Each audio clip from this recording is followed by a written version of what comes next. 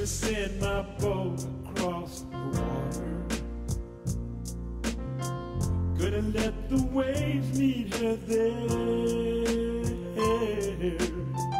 Gonna lift my spirit like the wind in her sail, and write this holy prayer.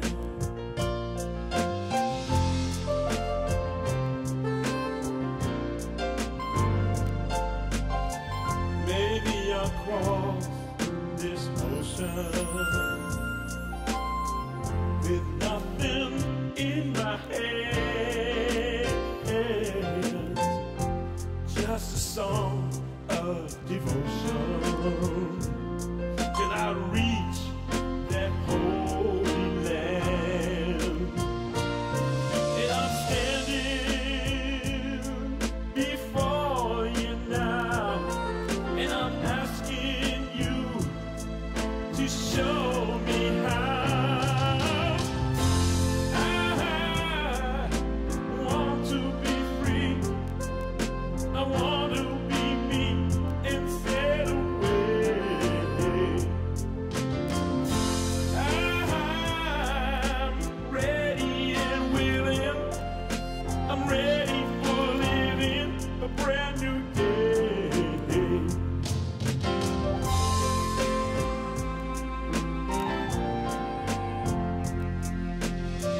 Like a blade of grass reaches for the sky, so my soul longs to know you. And like the sower seed in the widest of fields, I am humble before you. Yes, I'm humble before you now. And I'm coming home, I'm coming to know you. I want to be free, I want to be me and set away. I'm ready and willing, I'm ready for living a brand new day. I'm gonna find love everywhere, in everyone. I will find it. I'll take a chance and risk everything, so I can see what you're giving me.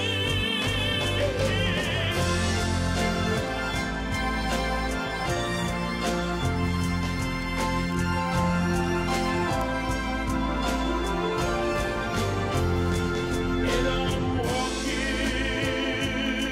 before you now, and I'm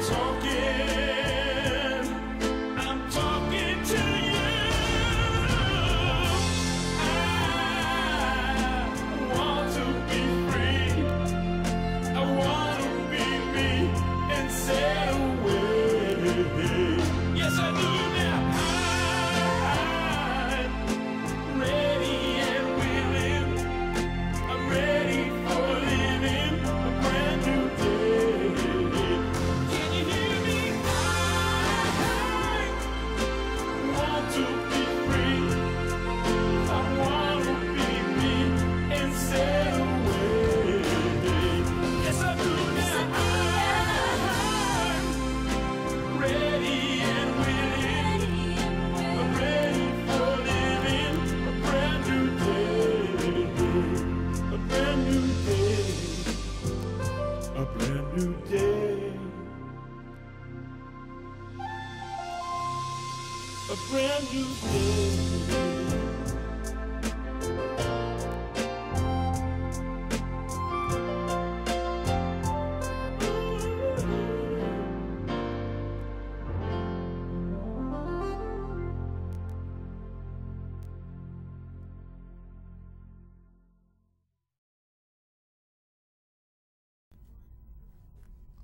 Shalom, I am Rabbi Shaul Praver. Welcome to Rabbi Rock. The biggest task we have as a nation at this time is to solve our energy crisis, not only the cost, but the environmental impact of our energy usage. In our one country alone, we use about 25% of the world's resources and energy. So we have to learn how to conserve our usage of energy. And we need also alternatives and to help us find energy here at home, to put people to work. And this is the great and big subject of our times. And it was compared to putting a man on the moon, that whole focus of really taking the issue of energy and making it a national concern that we could all focus upon and make a great improvement. And today we have a wonderful guest, Steve Gerszberg. I pronounced it well? You certainly did. Okay. Very good. Good. I welcome you, Steve, to Rabbi Rock.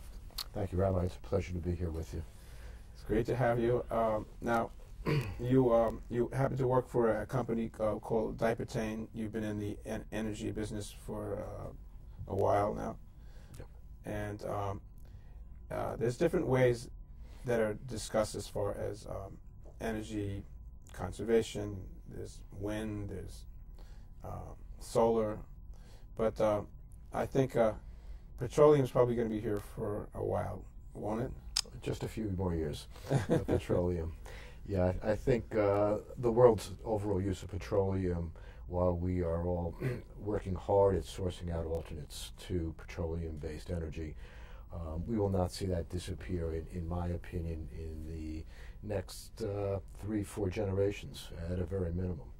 So I think given our dependency on petroleum-based fuels, we need to be able to manage that usage as best as we possibly can for quite a while yet. Right. So let's talk a little bit about the sheer magnitude of oil that we use every year. Certainly. Just for an example, in the United States, as you mentioned just now, we consume 25% of the world's oil on a daily or yearly basis, however you want to look at it. The United States will burn 20 million barrels of fuel in the course of a day. 20 million barrels of fuel per day. And then we can multiply that by 365, and we have a rather big number that sits out there. If we break it down and we look at the fuel that you and I might more commonly use in our daily lives as it relates to gasoline and diesel, the number of 200 billion gallons of fuel annually is what the United States is presently consuming. Wow. Well, I really appreciate you coming here today to educate us, because that's really, I think, what there's an education piece that needs to take place. I mean, it could be something as simple as making sure, to check your tires once every couple of months to make sure that it has enough air in the tires, or that they're balanced. Correct, sure. Now, what happens when, just explore for a moment, when tires don't have the amount of air pressure that they ought to have?